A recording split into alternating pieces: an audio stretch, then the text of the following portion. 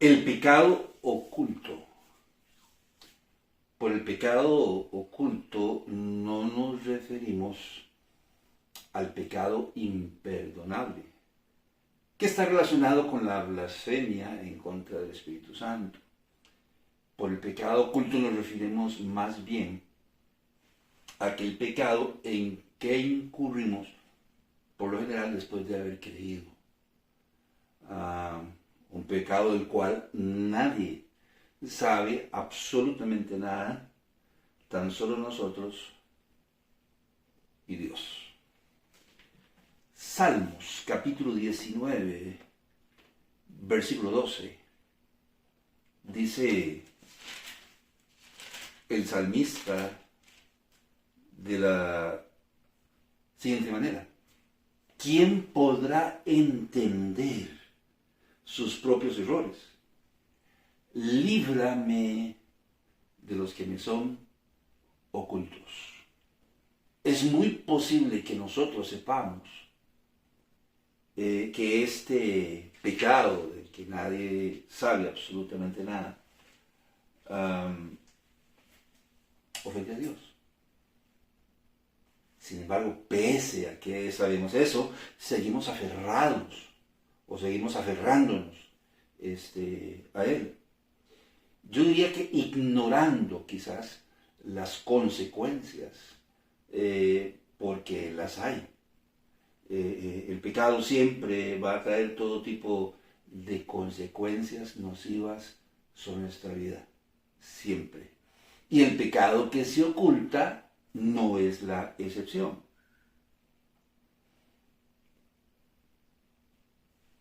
Y es lógico que haya este tipo de consecuencias.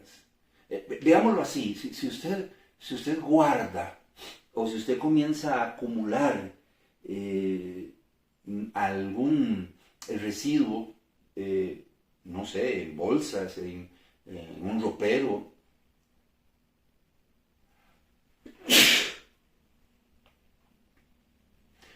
por ejemplo, tarde o temprano, lo que usted haya guardado va a comenzar a descomponerse. Usted no guarda bananos en un ropero, en una caja, debajo de la cama. Si usted lo hace, eso que usted guardó, eso que usted acumuló, tarde o temprano va a comenzar a descomponerse y a oler mal. Con el pecado no confesado, con el pecado no oculto, con ese pecado que ofende a Dios, del cual nadie sabe absolutamente nada y que nosotros estamos procurando guardar o esconder o ocultar, va a suceder exactamente lo mismo. De ahí que Santiago nos diga, y Santiago dice: cuando alguno es tentado,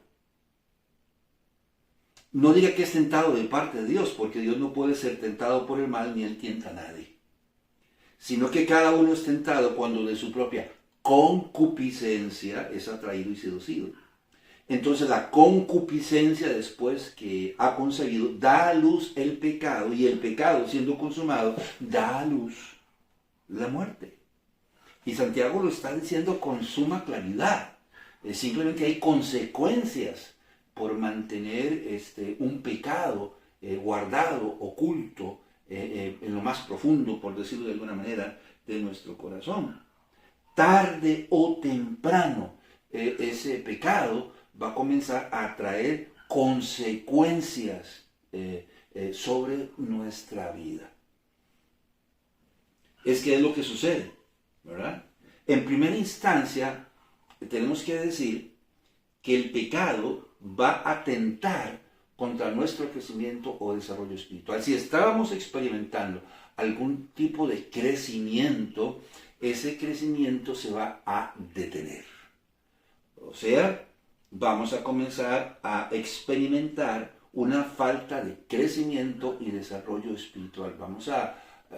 Imagínense usted, si aceptamos a Cristo y comenzamos a crecer y comenzamos a desarrollarnos, a la larga nunca vamos a llegar a una segunda infancia, menos a la adolescencia, a la edad adulta. Nos vamos a estancar en cuanto a nuestro crecimiento espiritual.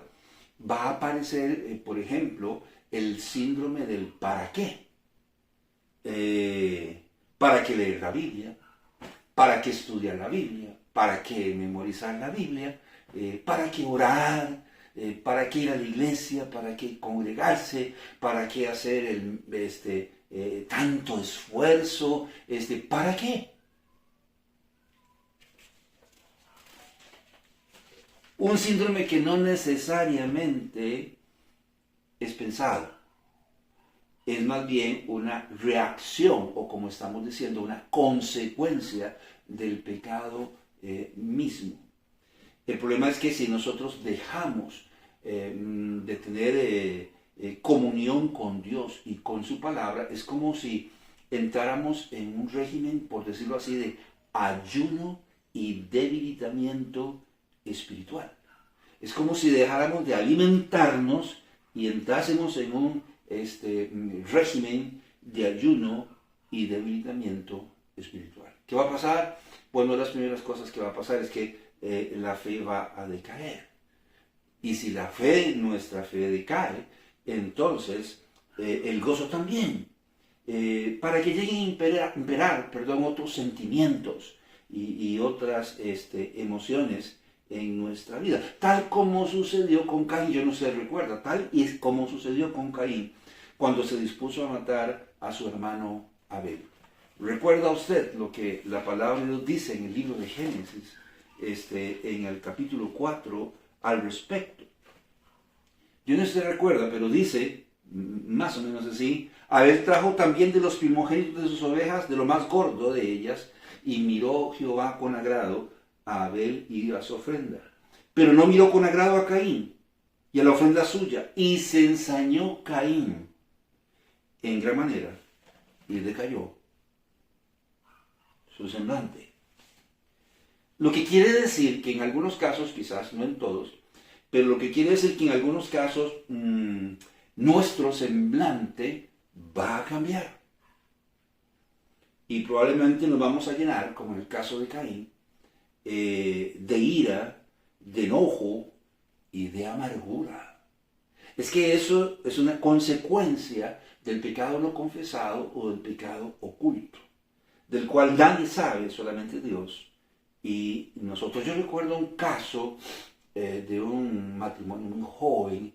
Ella cayó en infidelidad, comenzó a serle infiel a su esposo. Nadie sabía absolutamente nada de lo que estaba pasando, pero de repente comenzaron a manifestarse cambios de temperamento, cambios de humor. Esta muchacha comenzaba a pelear y a discutir con las personas, a llevar a la contraria, a Raimundo, como decimos nosotros, y a todo el mundo. Se volvió brusca, grosera, y nadie entendía qué era lo que le estaba pasando, hasta que el pecado salió a la luz. Y la gente comenzó a decir, ahora entendemos qué es lo que estaba pasando. En otros casos, porque no todos somos iguales, podríamos llenarnos de tristeza y volvernos callados, taciturnos y reservados.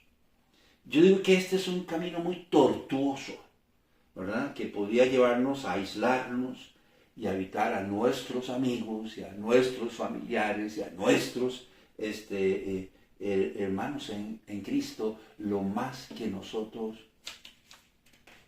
podamos. ¿Por qué? Porque nos sentimos mal, porque nos sentimos culpables, porque nos sentimos indignos. Entonces mejor nos aislamos y evitamos hablar o conversar con las personas de cualquier asunto. ¿Qué es lo que dice el sabio Salomón en el libro de Proverbios, en el capítulo 28, en el versículo 13? Dice Salomón, el que encubre sus pecados no prosperará, mas el que los confiesa y se aparta alcanzará misericordia.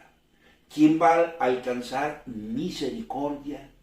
compasión, un sentimiento afable. ¿Quién? Bueno, dice aquí que el que confiesa sus pecados. ¿Y qué va a pasar con que el que los encubre, los oculta o los esconde? Bueno, la palabra de Dios dice, el que encubre sus pecados, que dice, no prosperará. Emocionalmente, psicológicamente, espiritualmente, en todo el sentido de la palabra, dice, no prosperará. Quiere decir que una persona que ha estado guardando, ocultando un pecado, solo el hecho de guardarlo y esconderlo produce tensión. Y de perdurar esta situación por mucho tiempo, quizás a esta persona se le podría llegar a cauterizar la conciencia. Todos no somos iguales, puede ser por poco tiempo, puede ser por mucho tiempo. Pero el asunto es que si perdura, se le va a cauterizar la conciencia. Eso es lo que dice al menos el apóstol Pablo en 1 de Timoteo. Y él dice de la siguiente manera: pero el Espíritu dice claramente que en los posteros tiempos algunos apostatarán de la fe, escuchando espíritus engañadores y doctrinas de demonios, por la hipocresía de mentirosos que teniendo cauterizada la conciencia. Y sigue hablando el apóstol Pablo. Está hablando de un grupo de personas que conociendo la verdad de Dios, dice, se les va a cauterizar la conciencia. Se les va a cauterizar la conciencia, o bien sea, el apóstol Pablo está hablando de un grupo de personas que se van a volver insensibles a la voz de Dios. Eso es lo que quiere decir, que con cauterizar se les va a endurecer, se van a insensibilizar a la voz de Dios. Y probablemente lo que va a ocurrir es que estas personas se van a volver conchudos e irrelevantes. Por conchudos, aquí en Costa Rica, es que van a echar concha, ¿verdad? Entonces, como la tortuga, ¿verdad? Una coraza, y se les habla, o el Espíritu les habla, o se les dice, y Dios les está diciendo, pero como que les resbala o les rebota. Bueno, eso es lo que dice la palabra de Dios. Nos vamos a volver insensibles a la voz de Dios, para volvernos conchudos e irrelevantes, perdiendo quizás toda convicción. Eso es lo que realmente es el pecado. Y es cuando escuchamos a personas decir, pero yo no veo nada mal, pero yo no creo que esté mal, todo el mundo lo hace. Bueno, es que nosotros creemos así, ¿verdad? Entonces nos volvemos irrelevantes, perdiendo toda convicción sobre lo que realmente es el pecado. Lo que es muy peligroso, sin duda alguna. Pues terminaríamos alejándonos definitivamente de Dios. ¿Qué dice Proverbios? ¿Qué dice Salomón en el libro de Proverbios? Y no lo diccionario lo dice varias veces, pero vamos a leerlo en el libro de Proverbios. En el capítulo 14, en el versículo 12 al respecto, dice: hay camino que al hombre le parece derecho, pero su fin es camino de muerte. ¿Cuántos creen y piensan que no están haciendo nada malo? Y lo dicen, pues es que yo no estoy haciendo nada malo. Bueno, eso es lo que tú crees, eso es lo que tú piensas. Y dice, pero, su fin es camino de muerte. Y eso es exactamente lo que pasa. Cuando guardamos un pecado y lo estamos ahí ocultando y no lo confesamos, bueno, cuidado, porque si esto perdura, si esto permanece, si esto trasciende en el tiempo, puede llevarnos a que nuestra conciencia se caracterice y nos volvamos insensibles a la voz de Dios. Y repito, es muy peligroso porque probablemente si nos insensibilizamos, nos vamos a alejar de nuestra comunión y de nuestra relación con Dios. Las reacciones pueden ser diversas, pero el resultado es el mismo: decaimiento espiritual. Por el otro lado, debemos saber que por más que nosotros queramos ocultar en un pecado, nada puede escapar delante de la presencia de Dios. Nada puede escapar de la mirada escudriñadora del Señor. Dice Jeremías, el profeta Jeremías, en el capítulo 16, en el versículo 17. Jeremías capítulo 16, versículo 17. Porque mis ojos están sobre todos sus caminos, los cuales no se me ocultaron, ni su maldad se esconde de la presencia de mis ojos. Es que nada, mire, son abundantes los textos y los versículos donde Dios dice, oiga, ¿por qué olvidan ustedes por un momento que yo soy Dios? Yo soy omnipresente, yo soy omnisciente, estoy en todas partes y lo sé absolutamente todo. Y nadie puede escapar de mi mirada escudriñadora. Desde antes de que el mundo fuese, yo conozco sus caminos y sus pensamientos. Desde antes de que ustedes nacieran, ya yo sabía lo que iban a hacer. Y nada puede estar oculto delante de mi presencia, delante de mis ojos. Él es omnisciente. Si no estuviera presente, Él es omnisciente, todo lo sabe. Y no hay nada ni nadie que pueda esconderse de Él. Jonás, ¿recuerdas el profeta Jonás? Jonás pensó que podía esconderse de la presencia de Dios y huyó en aquel momento al lugar más lejos que se podía creer o pensar que existiese. Y se fue al lugar más lejos, huyendo de la presencia de Dios. Y nosotros sabemos quién no lo logró. No en vano, el salmista dice en el libro de los Salmos, estoy seguro que usted lo habrá leído, ¿a dónde me iré de tu espíritu? ¿A dónde huiré de tu presencia? Si subiera a los cielos, ahí estás tú. Y si en el Seol hiciere mi estrado, y aquí, allí tú estás. Si tomare las alas del alba y habitare en el extremo del mar, aún allí me hallará tu mano y me asirá tu diestra. Si dijere ciertamente, las tinieblas me encubrirán, aún la noche resplandecerá alrededor de mí. Aún las tinieblas no encubren de ti, y la noche resplandece como el día. Muy interesante, porque cuando vamos a pecar, ¿qué es lo que hacemos? Buscamos un lugar retirado, oculto, oscuro, ¿verdad? Los reyes de la noche. Bueno, dice la palabra de Dios, a Dios le da lo mismo el día que la noche, porque nada escapa delante de su presencia. Por lo tanto, para nosotros debe saber, vuelvo a decirlo así, por lo tanto para nosotros debe ser suficiente saber que Dios sabe de primera mano lo que nosotros estamos haciendo. Isaías, capítulo 29, versículo 15. Ay de los que se esconden de Jehová, encubriendo el consejo y sus obras están en tinieblas. Y dicen, ¿quién nos ve? ¿Y quién nos conoce?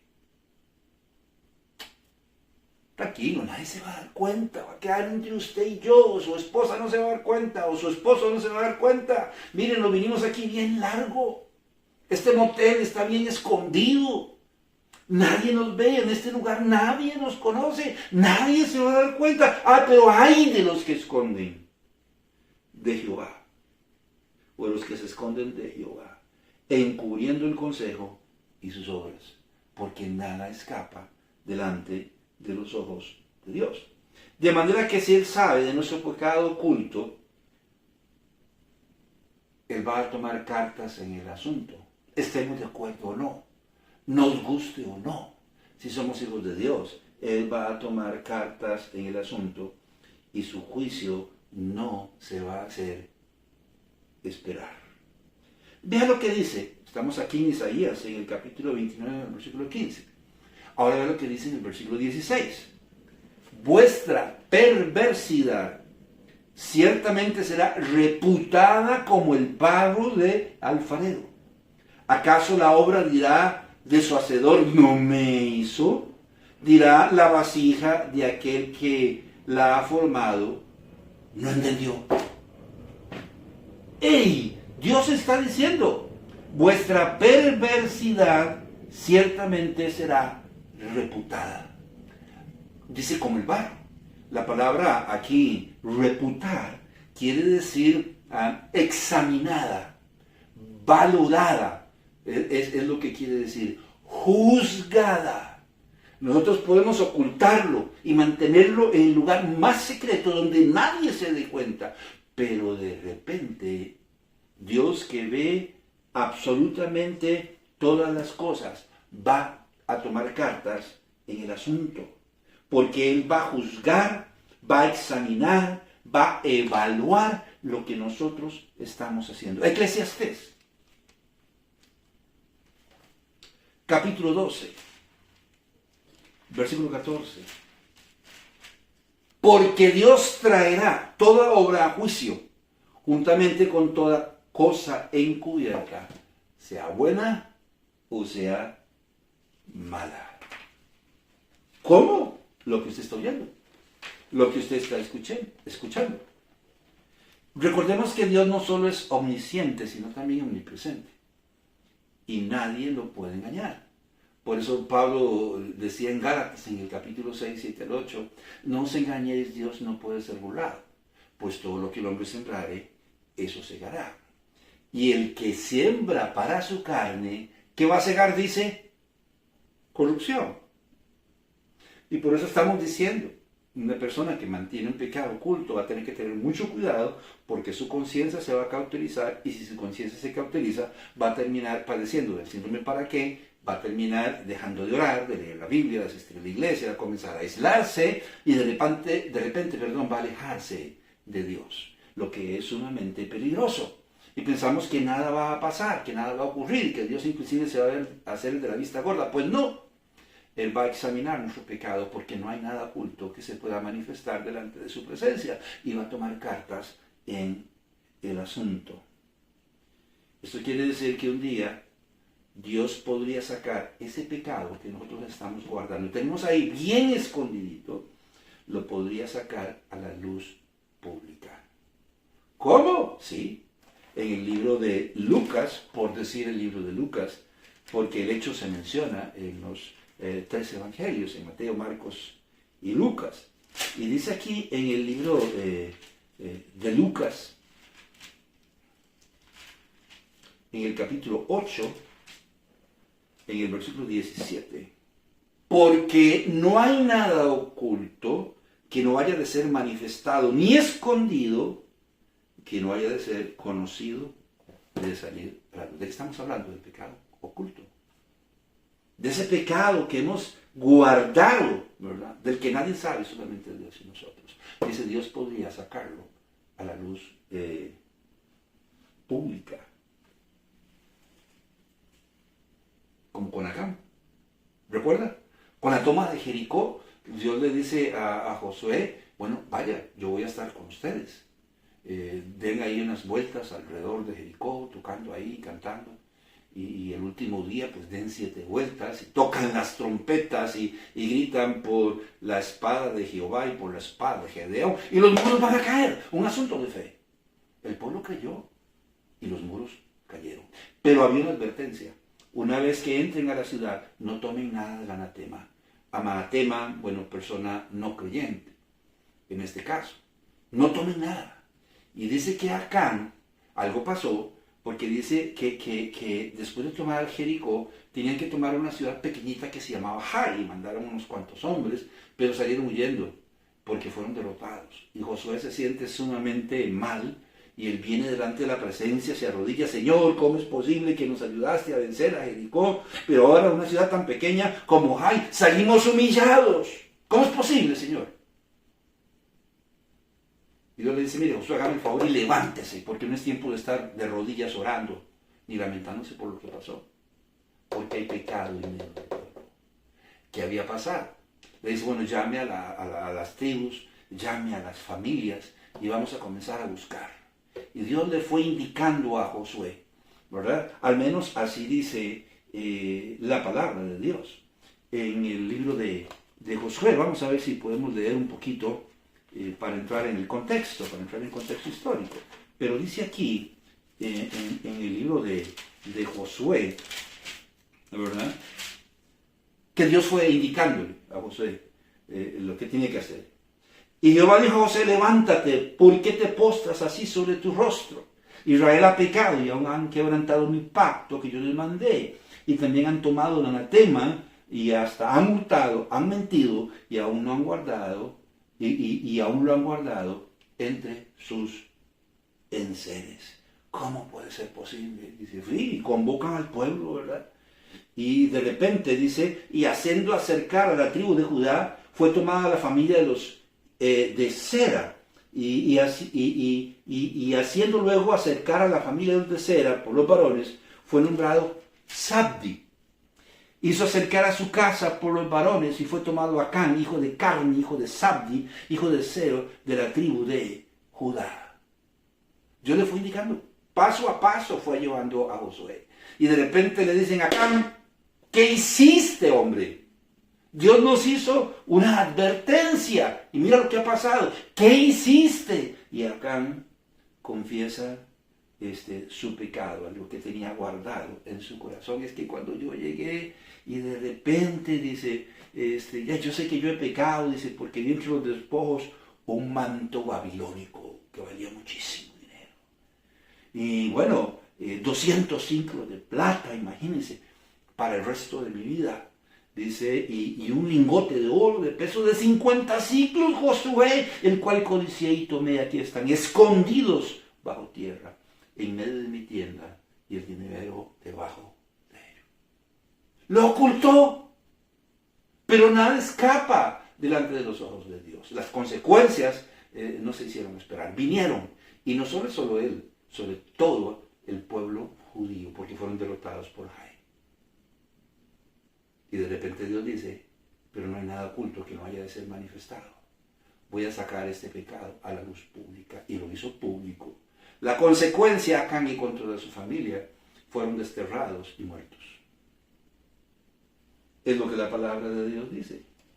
Y advierto, si no lo saca a la luz pública en esta vida, está muy difícil que no lo haga, pero en la otra. Primera de Corintios, capítulo 4, versículo 5. Primera de Corintios, capítulo 4, versículo 5. Así que no juzguéis nada antes de tiempo, antes de que venga el Señor, el cual aclarará también lo oculto de las tinieblas y manifestará las intenciones de los corazones. Y entonces cada uno recibirá su alabanza de Dios. Un día vamos a tener que morir. Un día vamos a tener que ir a la presencia de Dios. Y si estamos vivos, nos vamos con el Señor en el rapto. Pero vamos a tener que comparecer ante el tribunal de Cristo. Como hijos de Dios, como siervos de Dios. Y vamos a ser llamados. Y Dios nos va a preguntar, ¿qué hizo? Yo hice mi mayor esfuerzo. ¿Qué no hizo? Bueno, Señor, yo traté. Todos los días de mi vida. Yo traté. Y figurativamente hablando, por decirlo de alguna manera, ¡puf!, se enciende una gran pantalla en el cielo. Y desde el día que aceptamos a Jesucristo, es un ejemplo, una ilustración. Toda nuestra vida va a pasar delante de nosotros. Lo que hicimos y lo que no hicimos. Lo que guardamos y ocultamos dentro de nuestro corazón, que no honraba y glorificaba a Dios. Si no lo hace en esta vida, lo hará en la siguiente. Es muy interesante porque en 1 Corintios el apóstol Pablo dice que nosotros podemos hacer obras de diferentes categorías. De heno, de paja, de plata, de oro, de joyas preciosas. Pero por el fuego serán probadas. Y un día vamos a tener que comparecer delante de la presencia del Señor. Y probablemente el Señor nos va a decir, mírenme a los ojos, porque dice que por el fuego será probada. Cada obra, si es heno, si es hojarasca, si es de madera, si es de oro, si es de plata, si son de joyas preciosas, van a ser probadas por el fuego, van a ser reputadas por el fuego, o sea, van a ser juzgadas o examinadas o valoradas por el fuego, ¿sí? Y el Señor dice, miren, levante la vista usted, mírenme la cara, mírenme a los ojos. Y toda nuestra vida va a pasar delante de nosotros desde el momento en que aceptamos a Jesucristo como nuestro único y suficiente Salvador. Todo lo bueno y todo lo malo y seremos sin excusa delante de Él. De manera que lo mejor que podemos hacer por nuestra salud mental, por nuestra salud física, por nuestra salud emocional o espiritual, es reconocer nuestro pecado. Si lo guardamos,